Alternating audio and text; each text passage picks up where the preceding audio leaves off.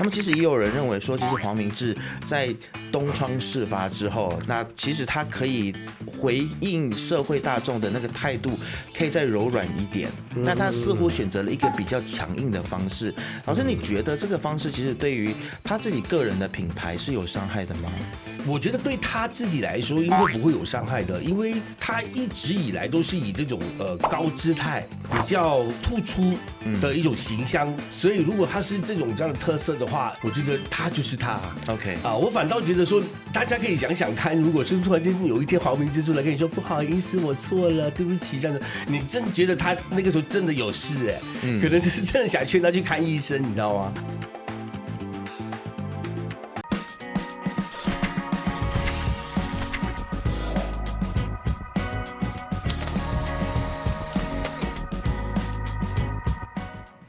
嗨，你好，我是能杰。这个时候你在收看以及收听的是由 BFM 财经所制作的开门见商。那么今天呢，在这一期节目当中呢，我们要来聊聊企业要如何跟 KOL 或者是跟网红也好，或者是跟艺人明星来达至一个更好的合作效果。那么其实在这个非常竞争的商业环境当中呢，中小企业呢很常都会利用各种各样的行销以及公关的策略去来提升品牌的知名度，来建立自己的品牌也好，或者是来达至销售产品的目的啊。那么在之前呢，我们就看到一个案例啊，就是富贵山庄呢，他赞助了黄明志的歌曲《当我离开之后》，那么也遭受到了网友各种各样的质疑。对于这件事情，我相信大家都非常熟悉，我就不用这边多介绍了。那后续其实有很多人都评论说，这一次的合作呢，它其实是一次失败的一个公关，或者是一个失败的一个行销的一个案例啊。但是也有人持不一样的看法，认为这是一个现象级的一个行销的手法。它到底是一个怎么样子的案例？是成功还是失败呢？今天我们高兴，我们请到了资深媒体人以及公关以及新闻媒体的专业的讲师梁佑成来到我们节目当中，跟我们来好好探讨一下。梁老师，欢迎你。Hello。叫我梁老师不习惯啊。对，你是老师嘛，而且你在公关跟媒体有非常多年的这个专业啊，你也带出很多的学生，我们制作人就是你的学生嘛。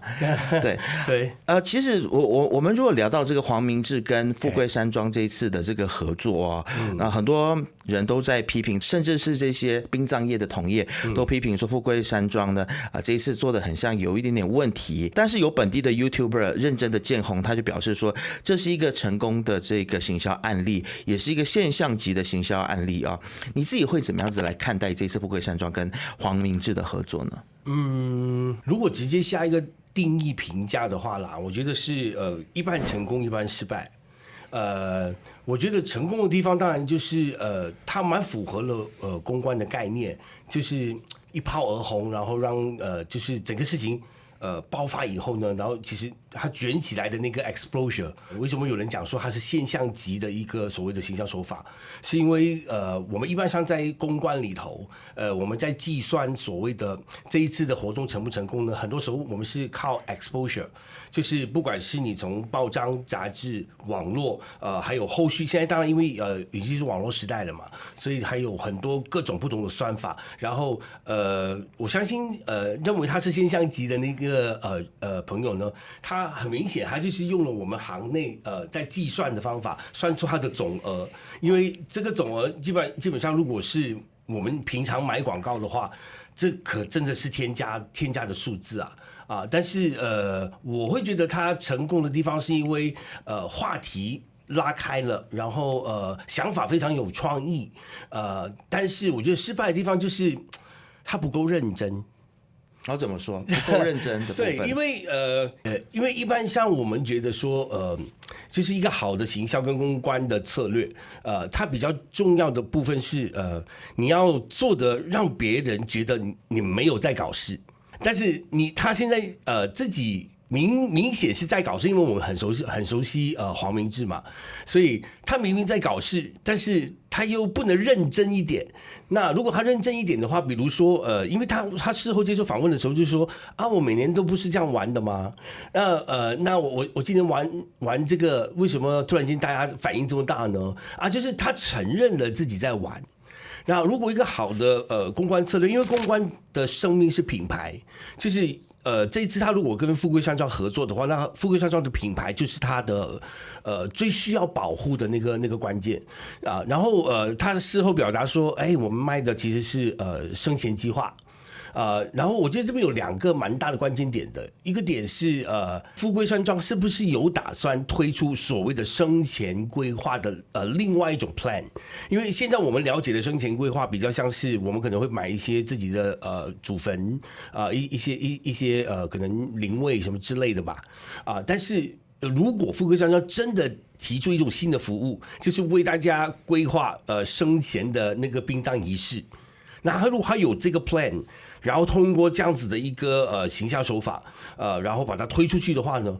那我觉得他就大成功了，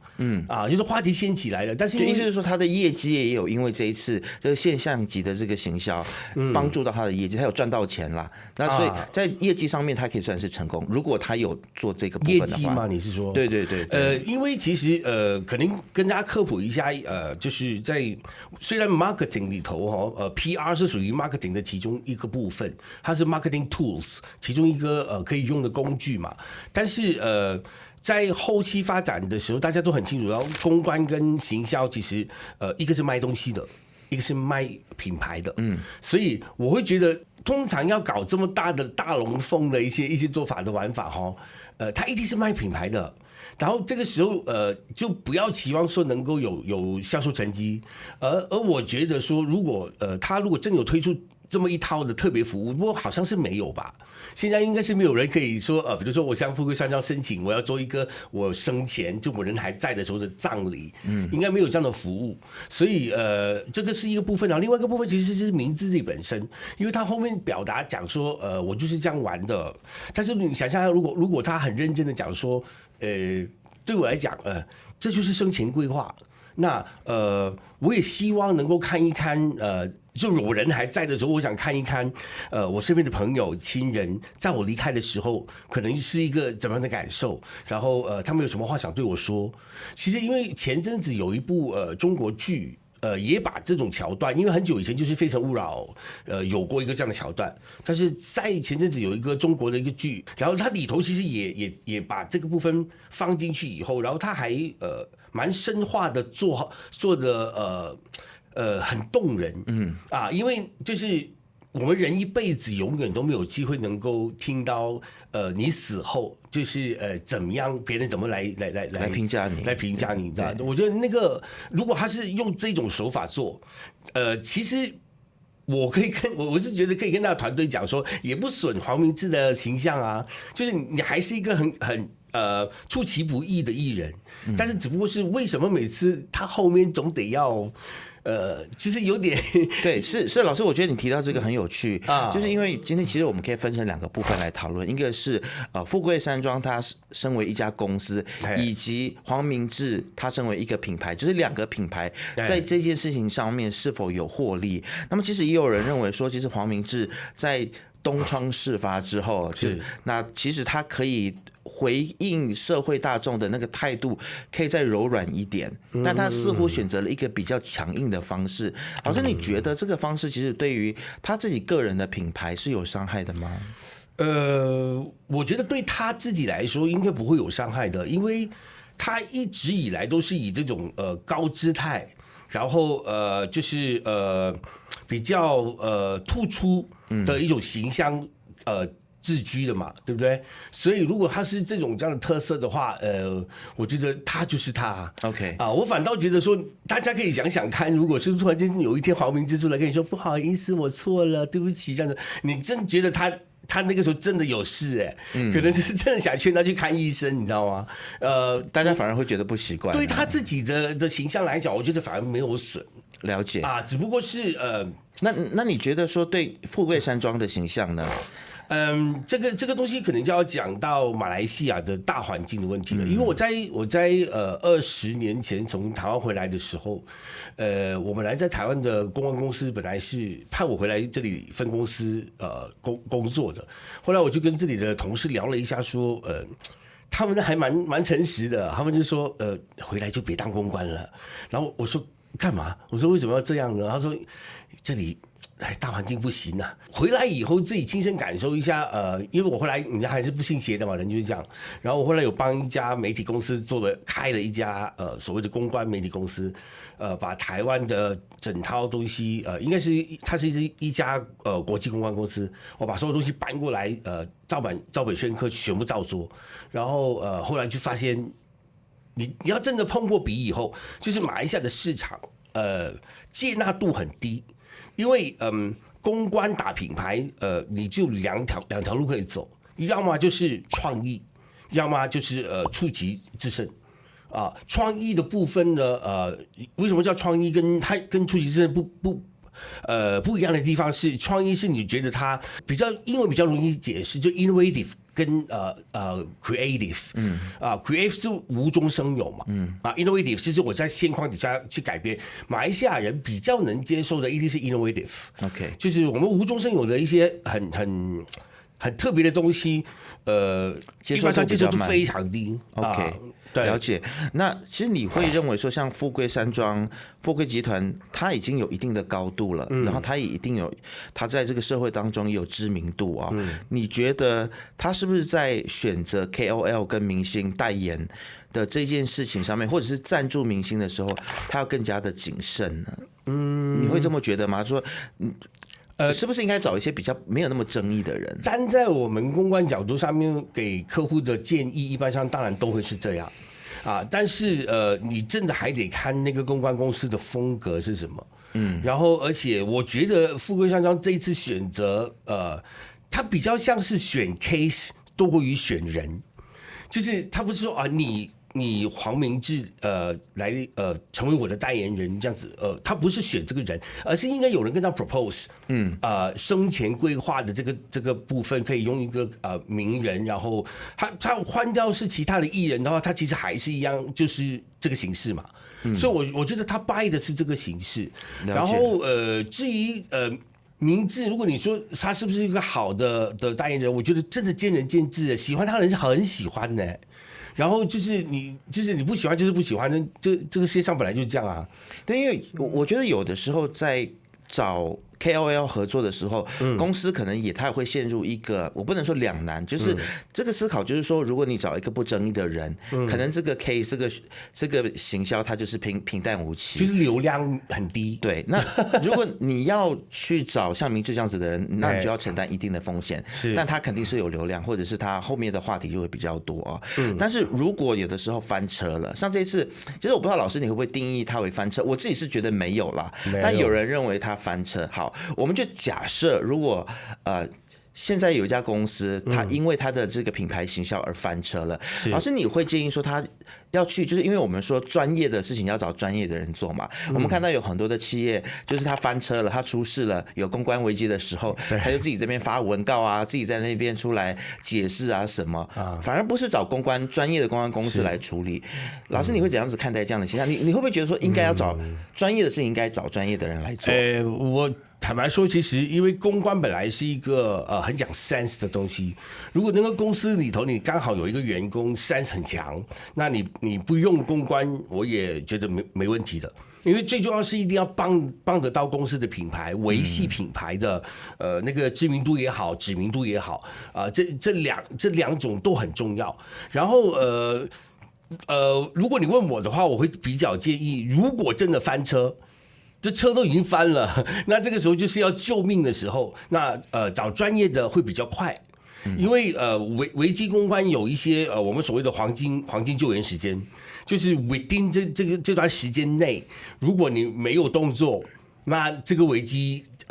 你就只能再见了。所以就比较紧张的部分，所以危机公关我会比较建议找专业的。但是如果你说你自己本身有一些点子想要把品牌打出去的话，那只要有 idea，大家都能做。至于专不专业，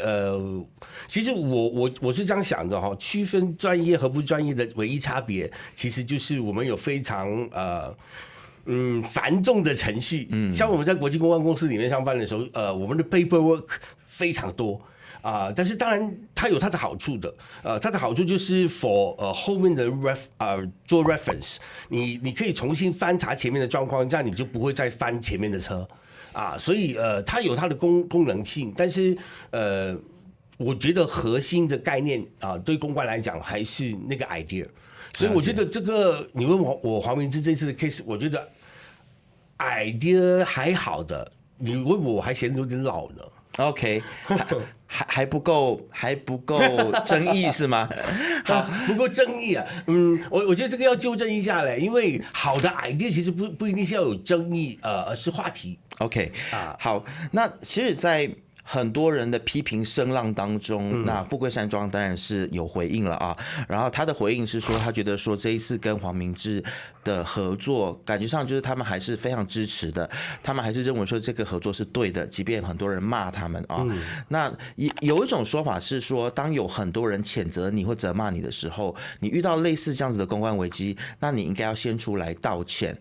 老师，你觉得富贵山庄应该要道歉吗？是因为道歉是危机公关的第一条守则。就是以前我教学生的时候也是这样讲，就是不管3721，如果危机发生了，你就得先道歉，然后再处理，处理后续的事情，不管是证明他还是要板正他之类都可以。但是我个人觉得这一次不是一个危机嘞，对于富贵山庄 ，OK， 所以他没有道歉，他没道歉，我觉得没什么事啊，因为他有一个很明显的空间可以玩的，就是他就算没有推出我刚才讲的真正的生前殡葬仪式的那个服务，但是生前规划本来就是富贵山庄的 tagline 来的，所以他勉强还是可以牵扯到那边去的。了解好，老师虽然我觉得我们两个有一个共识啦，就是这一次他们所执行的这个案子是没有翻车的啊。但是我们知道说，你刚才也提到说，其实，在马来西亚可能我们社会环境比较保守，所以我们的接受度没有那么就比较低啦啊。简单讲，接受度比较低，所以大家在设计行销活动的时候呢，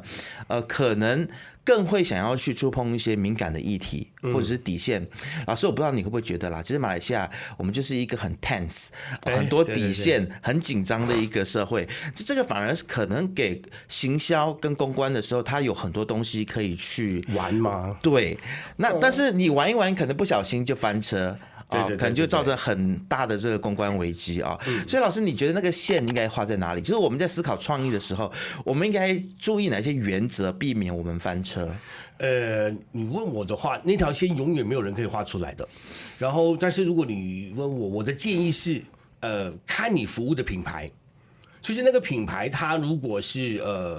虽然富贵山庄也算是蛮老字号的，但是我说，如果那个品牌向来就是非常保守的，然后非常稳妥稳当的，那你如果想要有一点创意的玩法的话呢，那我想在你还没有出街以前，你首先要先过它的管理层。这个我觉得通常在马来西亚这一关你就被卡住了。然后我觉得能够让进入大家眼帘，让大家看到的这一些所有相对有创意的案子，其实我作为一个媒体人，当然非常感恩，就是我会知道他背后一定经历过非常多番的努力，跟很多人可能纠缠了很久，然后吵了很久，终于才做成这件事情的。所以我是很乐见这样子的一个 idea， 但是给每个公司。我就真的只能讲，看你的公司的胆量到哪里。当然，你问我的话，公关界里头有一条所谓的分界线哦，就是你所做的那个东西很有创意，但是它又不跨过那条让人讨厌的线那这些东西呢，它是相辅相成的。就是当你如果做这种类型，它的流量肯定不会因为。只有一种赞赏声音的东西和一个赞赏与谩骂的声音共同一起出现的 case， 一定是后者的流量比较大的嘛，因为骂你的人也进来，然后赞你的人也进来但是我们一般上不鼓励做后者的那个做法呢，其实主要是因为一个负面的形象，其实对公关来说就是有点像那种学好3天学坏3年的那种感觉就是你学坏3天学好3年所以你如果一次搞砸，你后续其实要花蛮长的时间去洗掉就是消费者眼中或心中的那个影响，所以我觉得这个是马来西亚的品牌比较不太敢试的原因。了解啊，是，其实我同意老师说的啦，那个线其实是真的很模糊。对，然后我觉得随着社会不断在进步在转变，它这个底线它有的时候也会，有的时候往前进一步或者往后退一步啊。我自己的想法是认为说，在不犯法，以及在不伤害任何人的情况底下，可能可以尽情的去发挥。老师觉得呢？其实你现在设的这条叫法律界限吧，还有一个道德界限啦，就是说我不伤害，我不涉及任何人的金钱或者是精神上面的，但精神上面的我理解你的意思就是可能不让人不造成他人的伤害啦，或者损失。实质上的可能是啦，但是因为我会觉得，某一些如果你说它会引起一定争议的事情，所谓那个争议，一定是你已经挑战到可能某一些人的道德底线，那对他来说，他就是一种精神伤害。就比如说像这次这个 case 这样子啊，有些人讲说，你看那记者也非常的激动嘛，对不对啊？你现在我们有知情权啊，其实他就会觉得，我看网民大部分的评价，你把它总结大概就是他们认为生命非常的尊贵，然后不能够用拿来开玩笑，然后但是这样的状况底下，其实你就伤害了他们的因为在精神跟道德判断上面，其实你已经在伤害这一些人，所以我会非常认可，就是法律底线永远是底线。就是因为明知不是也犯过了一些 case，他最后不是有去坐牢，后来用唤刑的，然后用就是很像社会服务令这样的感觉啊，像那种当然就绝对不鼓励啊。但是如果在不越过了法律界限的那条线以外的东西，我觉得都可以去尝试。而且马来西亚的受众啊，有一个很大的特色的，那个特色是他们很爱，但是又很怕，就是所以就是你得给他们爱的东西，然后他们怕的时候你出来圆，所以我会为什么才讲说，如果我是明知在这一次的 case 里头呢，我后来出来圆的时候，其实就是不就是那个我打你，然后再呵护你，打你再呵护你那种感觉啊？了解啊。其实对于不犯法这件事情，我不晓得明知他会不会认同啦，因为呢，或许对于明知来说，有很多的法律是不合理的，他就是想要去挑战这些法律哦。虽然我现在觉得他很像这样的事情也少一点但是或许有一些年轻人他会觉得说，不合理的法律我们就是要去挑战，那何来犯不犯法之说？但我觉得这是另外一个议题啦。好，今天最后其实我想要请教老师，你觉得富贵跟明志这次的合作有没有哪一些地方你是觉得说他其实可以做的再更好一些呢？我常讲说，如果非常有创意的点子，你必须要是有点像是讲笑话的人，请你自己不要觉得自己在讲笑话，你要认真的去讲那个笑话，然后别人就会笑。所以同理的，我觉得如果你是打算要做一个很有创意的做法，你要把所有该补足的机理也好，理论也好，什么东西都做好。就是比如说他这一次我看的时候，一看就懂，其实蛮马虎的因为他的所谓的那个灵堂有很多本来一般殡葬仪式有的东西他都没啊。他就是几张照片，然后摆了一些花这样子，然后你就懂说，好低成本哦。就是如果你真的要做的话，你认真的做，然后整个过程，甚至我会觉得他可以做一个追悼仪式，因为反正对他来讲，他就是一个名人啊，就大家一定会很多话讲。然后整个仪式完了以后，他正式出来的时候，当然一定会有人骂。但是你看到在一片骂声当中，如果他的态度表达是，其实我也只希望让大家感受一下你生前从来一辈子都不可能有机会感受的东西，然后那大家可能会就引发大家深思。所以我觉得如果在他的那个部分这个部分能做好，我觉得整个 case 还是一个蛮成功的公关 case 啊。然后富贵那边呢，我就觉得。虽然这个也太创意，但是好像收发目前哪怕是中国早前掀起这样子的一个风气，好像也没有提供这种服务啦。但是 Who knows？ 如果富贵真的提出，就是说以后我们真的想看看，死了之后大家对我们什么看法，然后富贵就提供生前殡葬仪式啊，我生前告别式就生前告别式的这个服务，我觉得也蛮有创意的。而且因为我之前有跟富贵做过培训，然后我记得他们里头有一个 department 的人是专门，他们是有 heart 的，就是很多人讲说，哎呀，你们做殡葬的大概就是已经是一套公式，但是他们如果用到一个 heart， 他们特地要训练那些讲一鞠躬、二鞠躬的那些人。讲话要有感情，是因为能够陪着那些离开的人，希望他们对他们的一份尊重。那既然是这样的话，我觉得生前告别式应该也是一个好的选择。是，其实我觉得不管我们对于富贵还有这个黄明志这一次的合作，我们的观感是如何，你认为是对也好或错也好，但是我相信呢，就像今天老师跟我们分享的，他肯定有很多我们可以去参考以及学习的地方哦。今天再一次的谢谢老师来到我们的节目当中，跟我们分享这么多，谢谢你，谢谢。正在 YouTube 收看的朋友呢，欢迎订阅、按赞、开启小铃铛，就会看到我们所有精彩的影片。我们下次见。